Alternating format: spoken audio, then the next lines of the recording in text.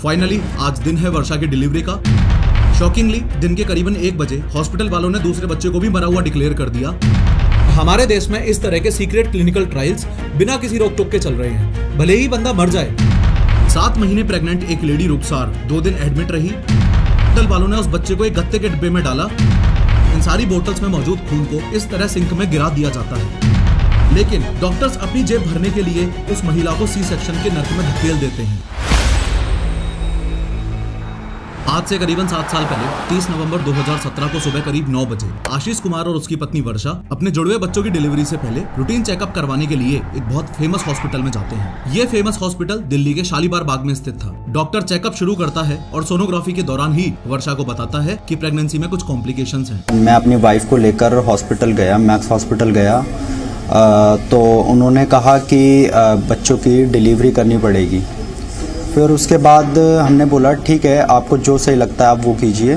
Following this वो उन्हें force करता है कि वर्षा को 9 महीने पूरे होने से पहले ही डिलीवरी करवानी पड़ेगी। डॉक्टर्स आशीष को ये भी बोलते हैं कि चूंकि बच्चे 9 महीने से पहले ही जन्म ले रहे हैं, इसलिए उन दोनों बच्चों को 4 दिन तक एक स्पेशल यूनिट में रखना पड़ेगा। मजबूरी का फायदा उठाते हुए उन हॉस्पिटल वालों ने उस स्पेशल यूनिट का 1 दिन का चार्ज बताया 1 लाख रुपए, जो कि नॉर्मली 5-10 हजार ही होता है। इन पेरेंट्स के पास कुछ और ऑप्शन तो था नहीं, इसलिए जैसे तैसे उधार लेकर इन्होंने पैसों का इंतजाम कर लिया। फाइनली आज दिन है वर्षा की डिलीवरी का, और अनफॉर्चुनेटली डिलीवरी के बाद आशीष और वर्षा को ऐसी न्यूज मिली जिसने उन्हें तोड़कर ही रख दिया। डिलीवरी के 5 मिनट बाद ही डॉक्टर्स ने उन जुड़वा बच्चों में से एक बच्चे को मरा हुआ डिक्लेयर कर दिया। शॉकिंगली दिन के करीबन 1 बजे हॉस्पिटल वालों ने दूसरे बच्चे को भी मरा हुआ डिक्लेयर कर दिया और दोनों ही बच्चों की बॉडीज को प्लास्टिक बैग में डालकर पेरेंट्स को हॉस्पिटल के पीछे के गेट से ऐसे सौंप दिया जैसे वो कोई नॉन लिविंग थिंग्स हैं। बताया कि डिलीवरी के वक्त एक बच्ची की मौत हो गई और 1 घंटे बाद दूसरे बच्चे को भी मृत बताकर उसके शव को पार्सल में पैक कर दिया गया। काश दिल्ली के इन हॉस्पिटल वालों ने बच्चों की बॉडीज को सही तरीके से चेक कर लिया होता तो पेरेंट्स के साथ ये अजीब घटना ना होती। कौन सी अजीब घटना, ध्यान से सुनना। बेचारे पेरेंट्स आशीष और वर्षा अपने डेड डिक्लेयर ट्विंस को गाड़ी में लेके घर की ओर चल दिए। ये लाचार माँ बाप अंतिम संस्कार को ध्यान में रखकर घर की ओर बढ़ ही रहे थे कि अचानक हॉस्पिटल से सिर्फ 3 किलोमीटर की दूरी पर ही उस प्लास्टिक की थैली में हलचल सी होने लगती है। हलचल देखकर आशीष कुमार और उसके पापा कैलाश की सांसें रुक सी गईं। डरते डरते कैलाश ने उस थैली को खोलकर देखा तो उसके पैरों के नीचे से जमीन ही खिसक गई। उन ट्विंस में से एक बच्चा अभी भी जिंदा था, और जिस हालत में था उसका जिक्र अगर अपन ना ही करें तो बेहतर है। तो हमने देखा कि जो पैकेट में जिसमें उसको पार्सल में पैक कर रखा था उसमें कुछ हलचल सी महसूस की हमने। उसमें देखा कि मतलब उसमें कुछ हलचल सी है, कुछ एक्टिविटी सी हो रही है उसमें। तो हमने जब पार्सल खोल के देखा तो बच्चा सांस ले रहा था।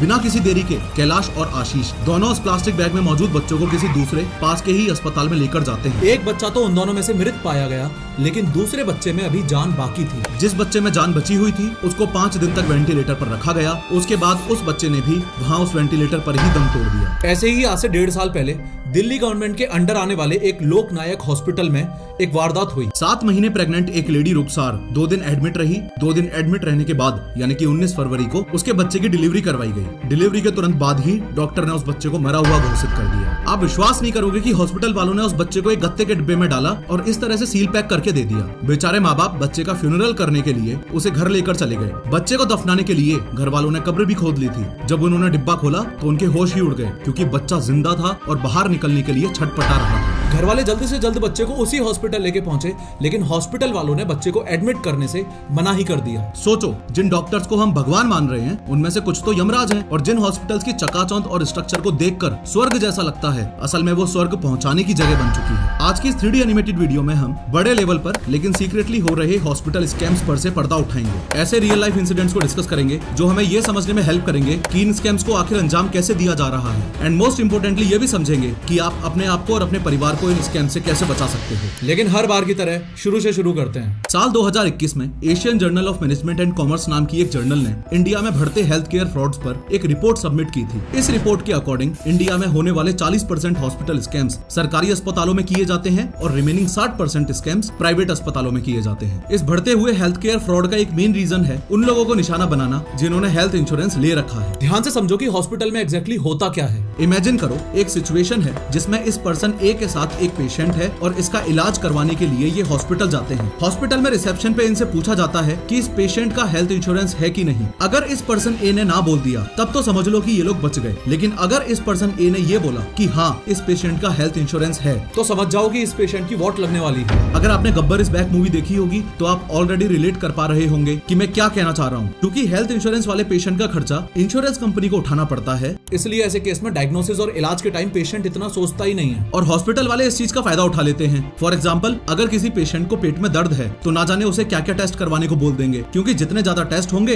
हॉस्पिटल वालों के लिए तो उतना ही ज्यादा फायदा है, ज्यादा बिल आएगा इज इक्वल टू ज्यादा पैसा मिलेगा। दिक्कत की बात यह है कि पेशेंट्स भी इस चीज को इस सोच के साथ सीरियसली नहीं लेते कि पैसा तो इंश्योरेंस कंपनी का लगेगा ना, अपने को क्या है भाई, पैसे भले ही इंश्योरेंस कंपनी दे, शरीर तो तेरा खराब हो रहा है ना, तेरी बॉडी को अननेसेसरी छेदा जा रहा है। इसी स्कैम को अच्छे से अंजाम देने के लिए हॉस्पिटल वाले एक और नए स्कैम को जन्म देते हैं और वो है एडमिशन स्कैम। एडमिशन स्कैम का मतलब है बिना किसी जरूरत के ही किसी भी पेशेंट को एडमिट कर लेना। इन दोनों ही स्कैम से रिलेटेड आपको एक रियल इंसिडेंट बताता हूँ कि कैसे इंश्योरेंस पॉलिसी की आड़ में लोगों को जबरदस्ती एडमिट करके उनसे पैसा वसूला जा रहा है। बात शुरू होती है 5 फरवरी 2020 से, जब हिमांशु सिंघल अपने बच्चे को दिल्ली के शालीमार बाग के एक फेमस हॉस्पिटल में लेकर गया। हुआ कुछ ऐसा था कि कुछ दिनों से उसके 2.5 साल के बच्चे को हल्का बुखार और लूज मोशन की शिकायत आ रही थी। रूटीन कंडीशन में एडमिट हुआ, कोई इमरजेंसी सिचुएशन नहीं थी। डॉक्टर ने चेकअप किया और पूछा कि क्या आपके पास मेडिकल इंश्योरेंस है। हिमांशु के हाँ करते ही डॉक्टर ने बच्चे को एडमिट करवाने की सलाह दे दी, जबकि बच्चा कुछ दवाइयों से भी ठीक हो सकता था। खैर, बच्चे को तुरंत ही एडमिट किया गया और ब्लड टेस्ट के लिए ले जाया गया। एडमिट करने के बाद हॉस्पिटल वालों ने ये प्लानिंग शुरू कर दी कि कैसे उस बच्चे को ज्यादा से ज्यादा दिन के लिए रोक लिया जाए। इसी प्लानिंग को अंजाम देने के लिए 6 फरवरी को कुछ और टेस्ट भी करवाए गए। प्लानिंग करी कि किस तरह से बच्चे के स्टे को ज्यादा से ज्यादा प्रोलॉन्ग किया जा सके।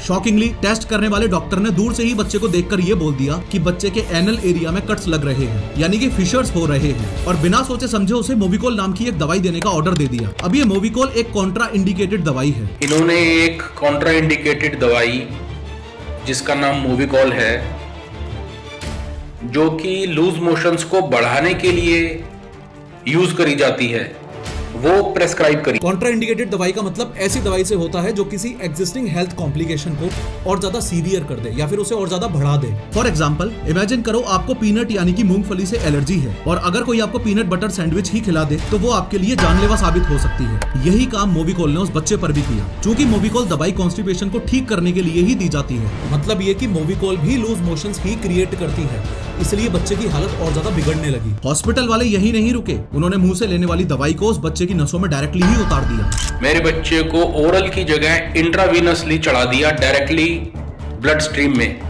बच्चे के शरीर में पानी की इतनी कमी हो गई कि वो सीवियर शॉक स्टेज में चला गया और उसे तुरंत ही आईसीयू में शिफ्ट करना पड़ गया। कुछ ही टाइम में बच्चे का लीवर ही फेल होने लग गया। अपनी गलती छुपाने के लिए हॉस्पिटल वालों ने हिमांशु सिंघल को उसी हॉस्पिटल की एक दूसरी ब्रांच में ले जाने को कहा। साथ ही हॉस्पिटल वाले उस छोटे से बच्चे का लिवर ट्रांसप्लांट करवाने के लिए प्रेशराइज करने लगे। अनफॉर्चुनेटली, एडमिट होने के 4 दिन बाद ही वो 2.5 साल का बच्चा हॉस्पिटल वालों की लालच की वजह से मौत के घाट उतर गया। मोरोवर, इस एडमिशन स्कैम की एक ग्राउंड रियलिटी और बताता हूँ। जैसे मान लो आप हॉस्पिटल में थर्सडे के दिन एडमिट हुए। अब ध्यान से इन डेज को समझना। डॉक्टर ने आपको 3 दिन तक ऑब्जर्वेशन और ट्रीटमेंट में रहने की सलाह दी और कहा कि सैटरडे तक आप बिल्कुल ठीक हो जाओगे और उसी दिन आप घर भी जा सकते हो। लेकिन ये हॉस्पिटल वाले कोई ना कोई बहाना देकर आपको सैटरडे को डिस्चार्ज करेंगे ही नहीं, क्योंकि संडे को छुट्टी है, यानी कि संडे को हॉस्पिटल बंद होता है, जिस वजह से संडे को डिस्चार्ज प्रोसेस नहीं किया जाता। यानी कि आपको अब संडे को भी वहीं रहना पड़ेगा और मंडे के दिन आपको छुट्टी मिलेगी और ऐसे ही आराम से हॉस्पिटल का 1 दिन का पैसा भी बन जाएगा। ये तो सिर्फ एक तरीका है। हॉस्पिटल वाले सिर्फ इसी तरह से आम जनता को बेवकूफ नहीं बनाते, बल्कि इसके लिए उन्होंने how to fool a patient नाम की एक पूरी लिस्ट बना रखी है। आगे इस लिस्ट को मैं और डिटेल में एक्सप्लेन करूंगा।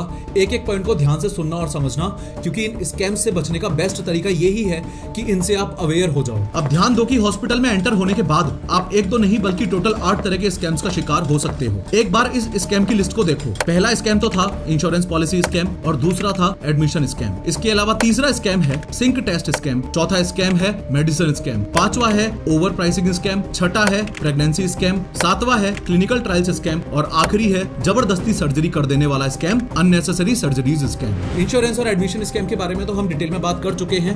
अब आगे के स्कैम्स को समझते हैं और सिंक टेस्ट स्कैम से शुरुआत करते हैं। अब ये बात तो आप भी मानोगे कि कई केसेस में किसी भी प्राइवेट हॉस्पिटल के अंदर कदम रखते ही आप एक एटीएम मशीन बन जाते हो और हॉस्पिटल वाला एक कैशियर जो सिर्फ और सिर्फ पैसे लेता है। मान लो आपको खांसी जुकाम हो रहा है, आप एक प्राइवेट हॉस्पिटल में डॉक्टर को दिखाने के लिए गए। अब प्राइवेट हॉस्पिटल्स को तो अपना पैसा बनाना है ना, तो जहां आपको शायद सिर्फ एक ही टेस्ट की जरूरत है, वहां डॉक्टर आपको 50 तरह के टेस्ट की एक लिस्ट लिखकर दे देते हैं, जिनका उस बीमारी से दूर दूर तक कोई रिलेशन नहीं होता। और यही फालतू के एक्स्ट्रा टेस्ट बेस बनते हैं हॉस्पिटल वालों के लिए अगले स्कैम का, यानी कि सिंक टेस्ट स्कैम। खैर, आप खुशी खुशी इतने सारे टेस्ट लिखवाकर अपना ब्लड सैंपल देने के लिए जाते हो। लैब वाला बंदा भी आपकी पर्ची देखकर 4-5 कलर्स की ब्लड वायल्स निकाल लेता है। आप अपना खून देकर रिपोर्ट का इंतजार करने लगते हो। अब ध्यान से देखो कि लैब के अंदर होता क्या है। हॉस्पिटल वालों को पता है कि आपको सिर्फ एक ही टेस्ट की नीड थी और उन्होंने उस टेस्ट को करके रिपोर्ट ऑलरेडी बना भी दी, लेकिन आपसे तो और भी टेस्ट के नाम पर खून लिया गया था ना, जो अभी भी इन कलरफुल वायल्स में भरा हुआ है। तो इसका क्या किया जाएगा? इन सारी बोतल्स में मौजूद खून को इस तरह सिंक में गिरा दिया जाता है और फेक रिपोर्ट बना दी जाती है। इन शॉर्ट, आपके खून का सिंक टेस्ट कर दिया जाता है, या दूसरे शब्दों में यह कह लो कि आपसे खून लिया,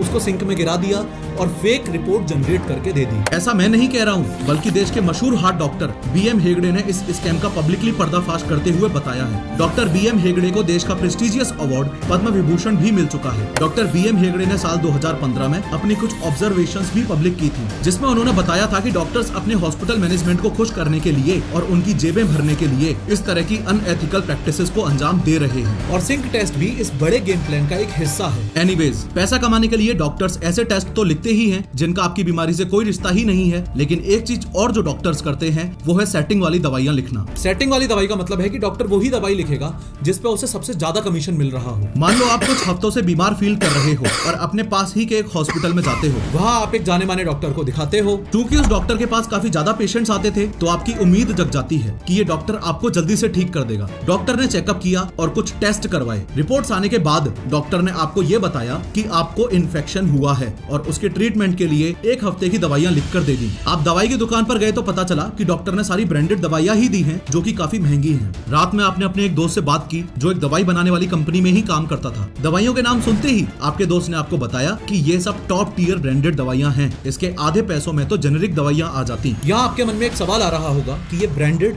और जेनेरिक दवाइयां क्या होती हैं? तो ध्यान से समझो, जब कोई कंपनी रिसर्च करके किसी भी दवाई को बनाती है तो वो उसका पेटेंट ले लेती है। पेटेंट यानी कि एक ऐसा राइट जो किसी नए प्रोडक्ट को बनाने के लिए दिया जाता है। मोरओवर, किसी भी नई दवाई को बनाने के लिए जो पेटेंट दिया जाता है वो 20 साल के लिए ही होता है। तो इन 20 सालों में